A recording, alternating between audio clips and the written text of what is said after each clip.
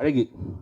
அதான் நான் சொல்ல வந்தது, ஒரு நல்ல கதையை எடுத்துக்கிட்டு, அதாவது ரொம்ப மிக யதார்த்தமாக இந்த மாதிரி கேள்விகள்லாம் வராத ஒரு கதையை எடுத்துகிட்டு ஜெயிக்கிறது சாதாரணமான விஷயம். ஆனால் இப்படி ஒரு கேள்வி உள்ளே இருக்கிறதே 22 வருஷம் கழித்து அந்த ரகசியத்தை இப்போ தான் நான் சொல்கிறேன்.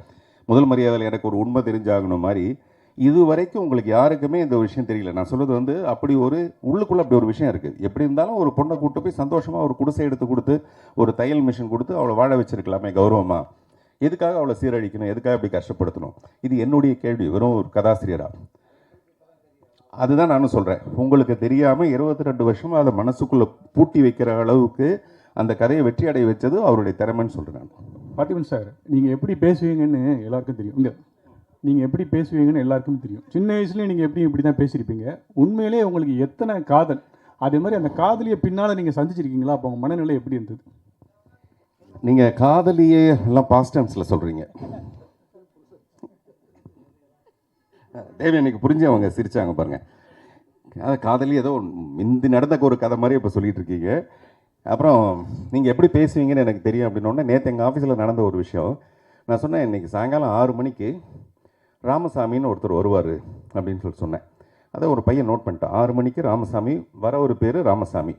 அப்படி எழுதி முடிச்சோன்னா அப்புறம் சார் அப்படின்னா, வராத ஒரு பேர் கிருஷ்ணசாமி அப்படின்னா, வராத ஒரு பேர் கிருஷ்ணசாமி அப்படின்னா, சார் வராத ஒரு பேர் அப்படின்னா கிருஷ்ணசாமி அப்படின்னு எழுதிட்டாப்ல. சொல்கிறது புரியுதா? வர ஒரு பேர் ராமசாமி, வராத ஒரு பேர் கிருஷ்ணசாமிட்டு போயிட்டான் அவன் பாட்டில். எனக்கு ரொம்ப ஷாக் ஆகிடுச்சு. அப்படின்னா என்ன அர்த்தம்னா, நான் பேசுகிறதெல்லாம் ரொம்ப உண்மையை அவன் நம்பிட்டு போயிட்டான். அந்த மாதிரி இந்த பேச்சு திறமை மட்டும் இருந்ததுன்னு வச்சிங்களேன், நிறைய காதல் வரும். பேச்சு திறமையும் ஒரு காரணம். அப்புறம் பழைய காதலியை பார்த்தா எப்படி இருக்கும்னா, இப்போ நம்ம நந்திதா தாஸ், அதுதான் சொல்கிறேன், நந்திதா தாஸை அங்கே ரோட்டோரத்தில் பார்க்கும்போது என்னவா இருந்ததோ அந்த மாதிரி பல சந்தர்ப்பங்கள் எனக்கு ஏற்பட்டிருக்கு. இன்னும் நிறைய மாதிரி ஏற்படணும்னு ஆசைப்பட்றேன். உண்மையிலே என்னுடைய அடுத்த புத்தகத்தோட பேர் வந்து வழிநெடுக காதல் பூக்கும். வழிநெடுக காதல் பூக்கும். காதலுங்கிறது ஒரே ஒரு தடவை வந்துட்டுலாம் போயிடாது. காதல் வந்துக்கிட்டே இருக்கும். பட் அதை ரிசீவ் பண்ணுற அளவுக்கு நம்ம இருக்கணும், ரெடியாக இருக்கணும். உண்மையிலே உங்களுக்கு எத்தனை காதல் தான் சார் உங்களுக்கு சின்ன வயசுலேருந்து இப்போ வரைக்கும் வச்சுக்கோங்க? அது நான் வந்து என் நினைவு தவறும் வரை உன் நினைவும் தவறாதுன்னு ஒரு கவிதை எழுதியிருப்பேன். என் நினைவு தவறும் வரை உன் நினைவும் தவறாது. அப்படி எனக்கு ஒரு நினைவு தவறுற ஒரு நேரம் வரும்போது மொத்தமாக கூட்டி பார்த்து நான் சொல்கிறேன் எத்தனை காதல்.